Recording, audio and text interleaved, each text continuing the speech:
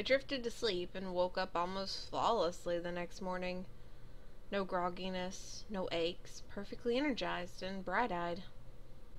Oh man, how long has it been since I've gotten that much good sleep? I looked at my alarm clock and I woke up 10 minutes before my alarm. Well, hey, I must be my lucky day. Karma owed me some luck. After all I had gone through in merely a handful of days, I deserved to get some good luck. Ecstatic for the day ahead, I turned off my alarms before they could ring and got dressed. However, my phone started to buzz quickly from an incoming text. Oh, well, I wonder who could be texting me this early? Yo, Anderson! You're carpooling with us from now on. We're not letting you waste your money on a bus. Get ready and be at your gate at 7 stat. Alright. I smiled. My friends were the best. I couldn't drive yet and I didn't have a car, so it was awesome that my friends would let me carpool. I checked the time, it's 6:30. Well, perfect. Now I can eat some breakfast before they come. I packed my bag and carried it downstairs into the kitchen. I quickly made myself some coffee and toast, not having time for anything big. I let out a soft sigh of happiness as I sipped my coffee. I felt great, and I felt like nothing could stop me today. Oh, come to me, day. I'm so ready. I look at the time again. It's time to go. I quickly rushed for the doors, checking myself in the passing mirror. I wasn't wanting to impress anyone, but I still wanted to look decent. And right on cue, Naomi drove up to the gates and Suzu waved me down. I rushed to the door as we headed to school, talking about homework in the coming day. We made it into the school without a hitch. Our lockers were in the same part of the hall, so we quickly unloaded what we needed and got our important books and necessities. First incident of the day. As I walked towards Suzu and Naomi, who were both waiting for me on the opposite side of the hall, something hooked into my ankle and made me fall forward. Oh, wow! Ow! Hey, are you okay? Who did that?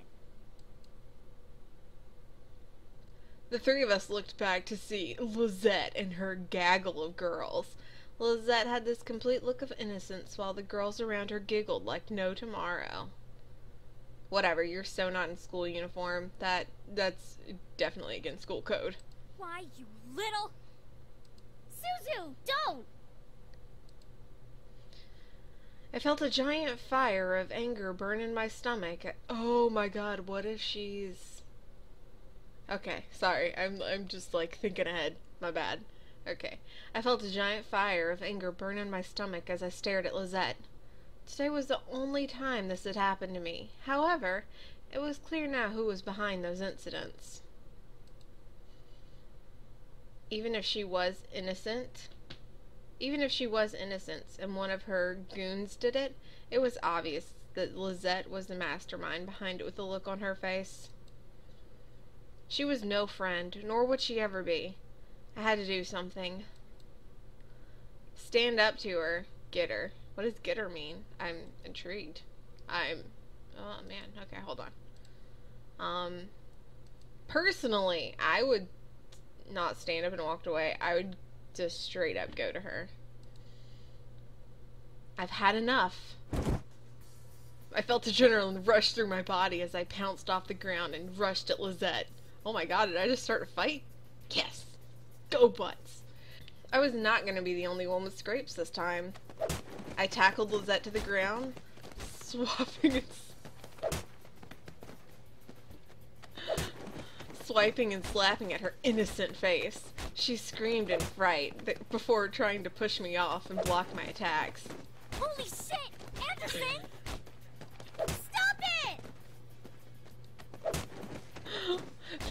Do you hear this background noise? This girl is getting her. I wasn't listening anymore. I let my carnal need for revenge take over and began to pull at Lizette's hair to get a better aim at her face with my free hand. Yes! This is what I'm talking about. I've had enough of bullying and wounds and insults. All of that was going to burn in the past as I scraped my nails and hands across Lizette's face over and over again.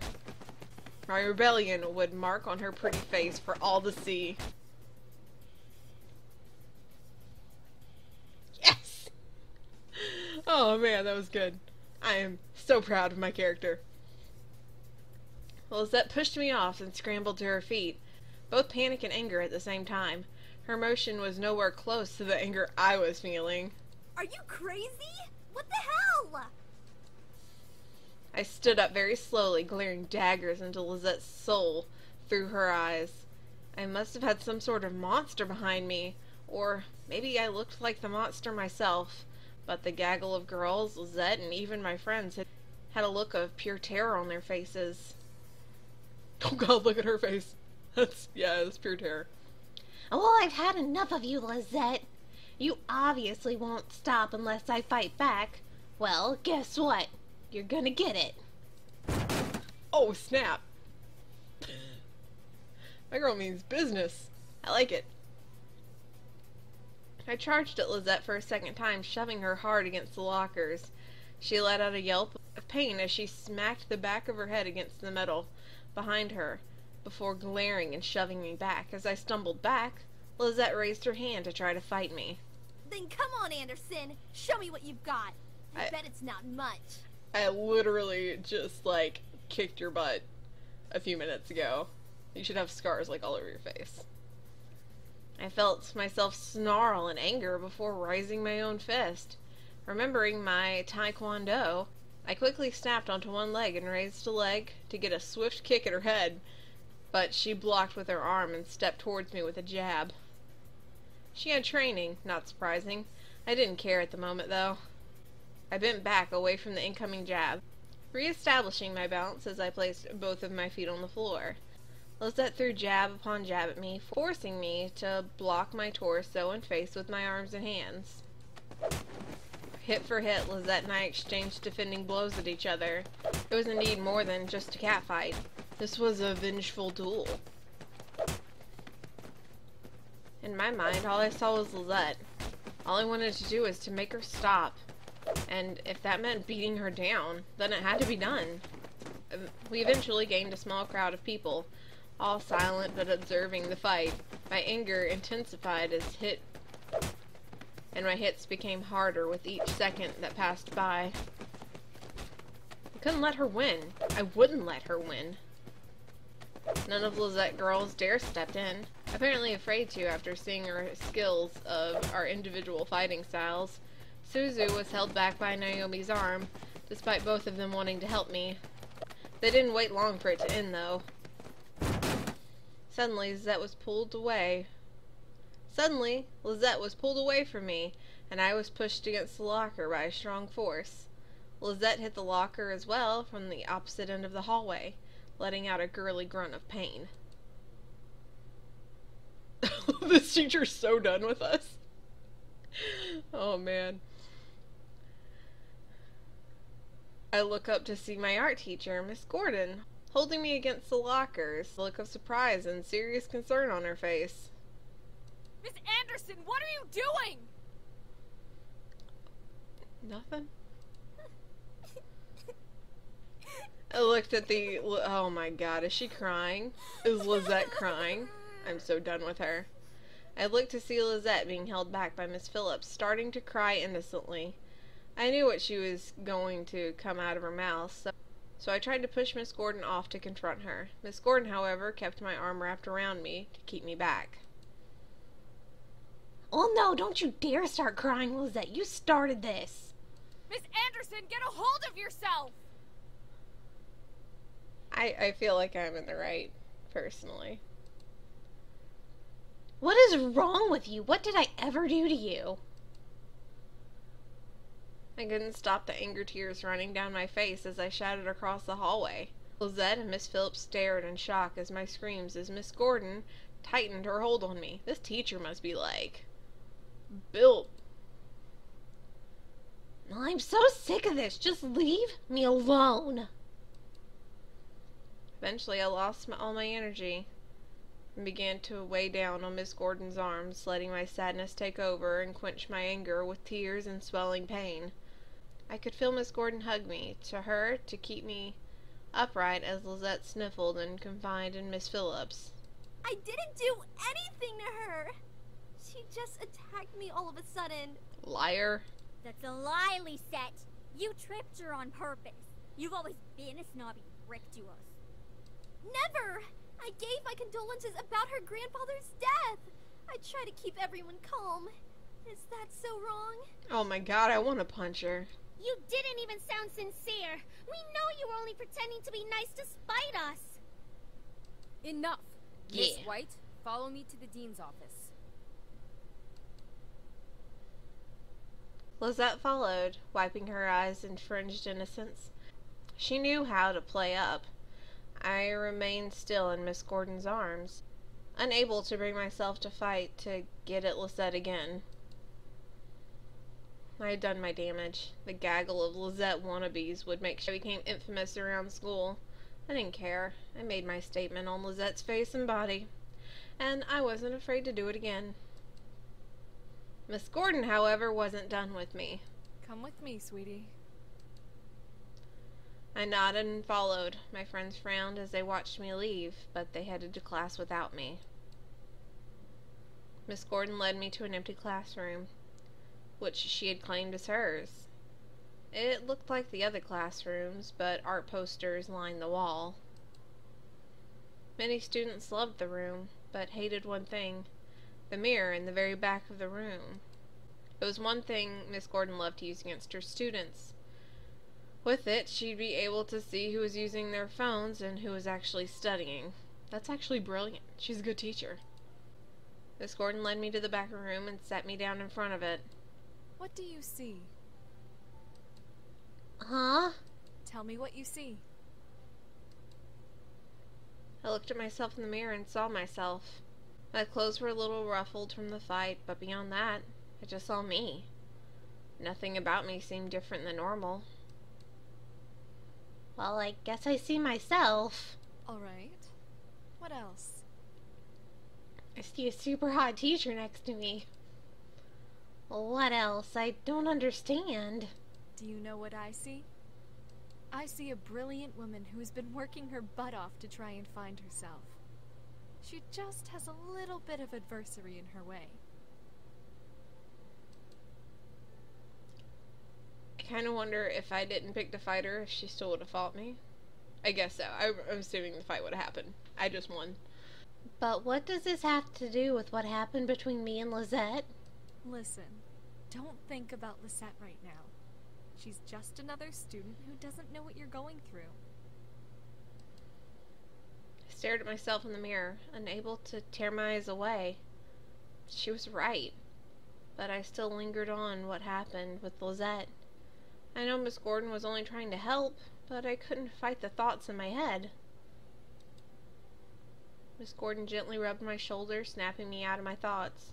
I looked up to see her smile down at me through the mirror. You know, those were some pretty interesting moves.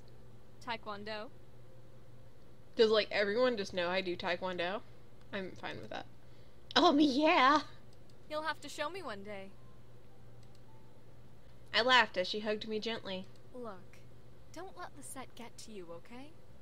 You have your own battles to face, and you can face them just fine. Instead of fighting Lisette, focus on your goals.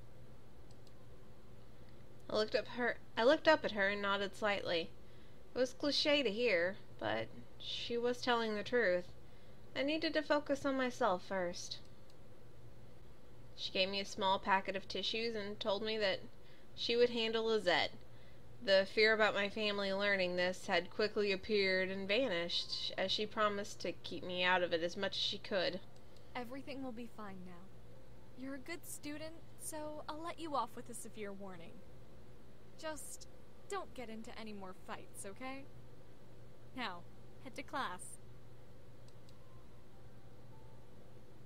I nodded before heading to class.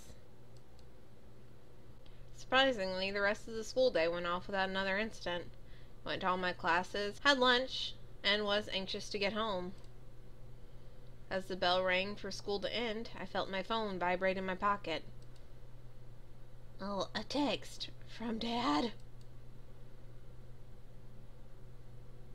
Is he not going to talk? I'll be picking you up from school today. Make sure you're ready to go when I get there. That's kind of surprising. I quickly headed to my locker, got my things, waiting for Suzu and Naomi. Hey, are you ready to go? Actually, my dad is picking me up. Really? Okay, I guess that kind of makes sense. We'll drive home together next time. Tell your dad that we've got you covered from now on. Oh yeah, alright. I feel like this is gonna be bad. Even while I laughed, something didn't seem right. My dad texted me to say this. Was he going to pick me up? Why was he going to pick me up? Had I done something wrong? I didn't know. I waved goodbye to Naomi and Suzu before heading off to the usual spot where my dad picks me up. I took the time to listen to some music while I waited. I really need to go to another Rise of the Phoenix concert. Eventually, I had played the entire album with no one showing up. What the hey? Dad's never late, especially not this late. I quickly dialed my dad's number again. It disconnected and read, "Signal disconnection error message." What? No signal? How do I not have any signal? I double-checked my phone and saw all 5 bars of signal. He must be in a dead zone. Before I could finish, a group of hands grabbed at my hands, feet, and covered my mouth. I screamed into the hand over my mouth, struggling to pull away from the hands grabbing at my limbs. It felt disgusting and scary. Feeling their hands all over me, I needed it to stop. Hey! Don't dirty up Malix's prey.